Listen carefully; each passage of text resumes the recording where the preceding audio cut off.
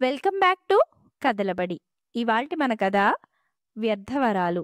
ఒక గ్రామంలో అడవికి సమీపంగా ఒక కట్టెలు కొట్టేవాడు భార్యతో సహా ఒక గుడిసెలో నివసిస్తూ ఉండేవాడు. కావటానికి పేదవాళ్లైనా ఇద్దరూ కష్టం చేసి జీవించినా వాళ్లకు సుఖంగానే జరుగుతూ ఉండేది. అయితే వాళ్ల గుడిసెకు సమీపంలో కొందరు సంపన్నులు ఇల్లులు కట్టుకున్నారు. వాడు తమకన్నా సుఖంగా బతకడం చూశాక ఈ దంపతులకి కొంచెం కన్నుకుట్టింది. ఒకనాడు రాత్రి గుడిసెలో కూర్చుని భార్యాభర్తలు ఈ విషయమే మాట్లాడుకుంటున్నారు. కొందరు పెట్టి పుడతారు, మనకు కూడా ఇంత డబ్బు ఉంటే చక్కగా కావలసిందల్లా కొనుక్కుని ఎంత హాయిగా ఉండేవాళ్ళం అన్నది భార్య. నన్ను అడిగితే ఈ భాగ్యవంతులకి సుఖపడ్డం తెలియదు. నాకే అంత డబ్బుంటేనా నేనెంతో సుఖపడేవాణ్ణి అన్నాడు కట్టెలు కొట్టేవాడు. వెనుకటి రోజుల్లో దేవతలు కనబడి కోరిన వరాలిచ్చేవాళ్ళుట. ఎవరైనా దేవత వచ్చి మనల్ని వరాలు కోరుకోమంటే ఎంత బాగుంటుంది అన్నది భార్య. ఆమె మాట ఇంకా పూర్తి కాకముందే ఆ గుడిసెలో అకస్మాత్తుగా ఒక స్త్రీ ప్రత్యక్షమైంది. ఆమెను చూడగానే దేవతని, మామూలు మనిషి కాదని తెలిసిపోతున్నది.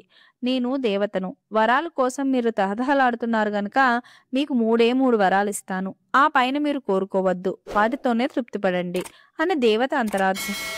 ఈ సంఘటన నిర్గాంతపోయిన పేద దంపతులు దేనికోసం కోరుకోవాలో నిర్ణయించుకోలేక తికమకపడ్డారు. నన్ను అడిగితే మనం కూడా ధనవంతులమై గొప్పవాళ్లలాగా ఉండాలని కోరుకోవడం మంచిదంటాను అన్నది భార్య. నీ మొహం, డబ్బున్నంత మాత్రాన రోగాలు రొస్టులు రావా? దొంగలు పడి చావగొట్టరా? ఆరోగ్యము దీర్ఘాయువు ఉంటే చాలా నయం అన్నాడు భర్త. బతికేం లాభం, బెదరికంతో మరింతకాలం తీసుకోవటానికి అన్నది భార్య. అది నిజమే, మరి ఆలోచించి మరీ కోరుకుందాం వరాలన్నాడు భర్త. భార్య వంట చేయడానికి నిప్పులు రాజేస్తూ ఈ పూట కూరకు చేపలుంటే ఎంత బాగుండేది అన్నది. ఆమె అలా అనటమే తడువుగా పైనుంచి కొన్ని చేపలు ఆమె ముందు పడ్డాయి. 3 వరాల్లోనూ ఒకటి తీరిపోయింది. ఈ విషయం గ్రహించిన భర్త, ఎంత పని చేసావే పాపిష్టిదానా, వెధవ కోరిక కోరితివే, ఇంతకన్నా ఈ చేపల్ని నీ మెళ్ళలో హారంగా పడాలని కోరుకోపోయావు బాగుండేది అన్నాడు. మరుక్షణం ఆ చేపలన్నీ ఒక హారంగా ఏర్పడి భార్య మెడను అలంకరించాయి. నువ్వు చేసే నిర్వాకం మాత్రం ఏమిటి? నేనొక వరం పాడు చేస్తే నువ్వు మరొకటి పాడు చేశావంటూ ఆమె ఆ చేపల హారాన్ని తన మెడలోంచి తీయడానికి ప్రయత్నించింది.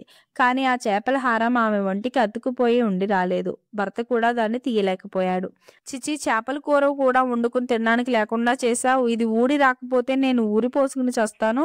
వరాలు లేకపోతే పీడా పోయింది. ఈ అవమానం భరించలేను అన్నది భార్య.